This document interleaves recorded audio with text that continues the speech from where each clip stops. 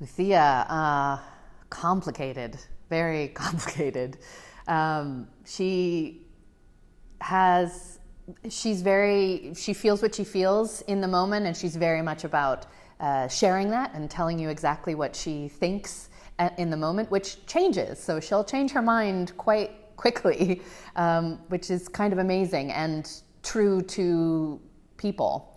But that's what I kind of love about this play, is that you can't make a decision about who she is, because she is many things, as we all are. And a lot of plays kind of, don't really dive into humanness and humanity, and how we, can agree with something in one moment and then literally change our minds within the hour or the minute. And that's something I kind of love about her, is that she is that complicated, and embraces it and recognizes it, and doesn't get embarrassed about it.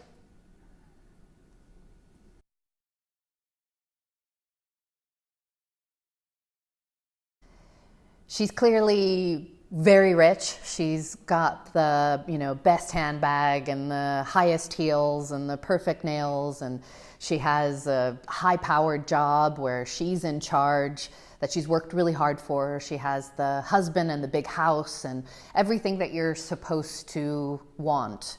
But then you very clearly see that even with all of these things that are supposed to make you happy, she is one of the most unhappy people I've ever played or met. It's incredible that we sometimes think that what we need is to be financially, wealthy. We need to be wealthy in, belongings and things, to have the most recent, fanciest purse and the most recent, fanciest haircut and hair color and style. And we think all of those things are the things that we need in life. But really, we realize that you can be just as poor with all those things. And she's an incredibly poor woman. She is devoid of wealth, of joy. She's devoid of happiness. I always make the joke in rehearsal that, all the reality shows are always about rich people who apparently have everything, but they are the most messed up, crazy people, and that's why they make reality shows about them, is because they're so strange and so odd, because they have everything that we think we want, and yet they are one of the most unhappy groups we've ever seen. And that's why people make TV about them, for us to witness that all that success doesn't mean anything if it doesn't give you joy, if it doesn't give you a sense of worth and love and life and purpose. So yeah, the play definitely touches upon that in a very deep way.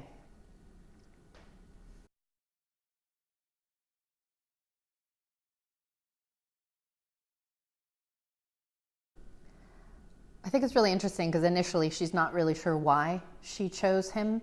And then in that conversation with him, he starts to even explain why she chose a blind man on the corner selling lottery tickets, which is really quite interesting, because he not only explains why she chose him to her, but he also teaches her what it means to see without physical sight, he activates her senses and has her experience things that are not just about being seen.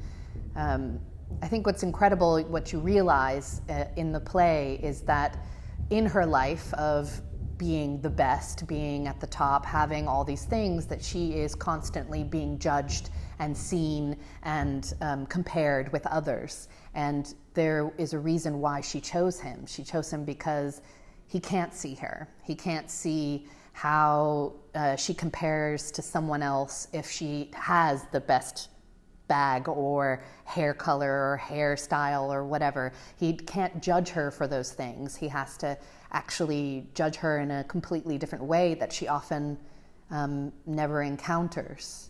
And she talks about that, how her world is so surface, how they just go from meal to meal talking about what they've eaten, and then they go on to have afternoon tea and try to fill the emptiness with a hot chocolate. And so there's this constant concept of consumption and still being empty. And so she tries to fill herself with his sight, with his world, because he actually has a world. He's struggled, and he has found a way to live without any of the things that she has, and also because he's blind, he has so many other senses and such a different understanding that she's looking for. She is in a lot of ways looking for him to fill that emptiness, to help her see what she can't see. She says in the play that she feels like she's in a hole, and here she is in this gorgeous, amazing hotel in a skyscraper with a blind man, and she feels like she's in a hole, and she wants to help. She wants help. She wants him to help her get out of that, to help her move on. She's at a crossroads, and she needs someone to help her make a decision at that crossroads. And it's not something that she can do by herself, and it's not something that she can find in her own world, and that's why she's found this man completely randomly. So yeah, he's her answer, but she doesn't know exactly how yet, and I think that's what the play is. She's interrogating him to find what she's looking for, and she's not completely sure what that is, and he ends up being that answer.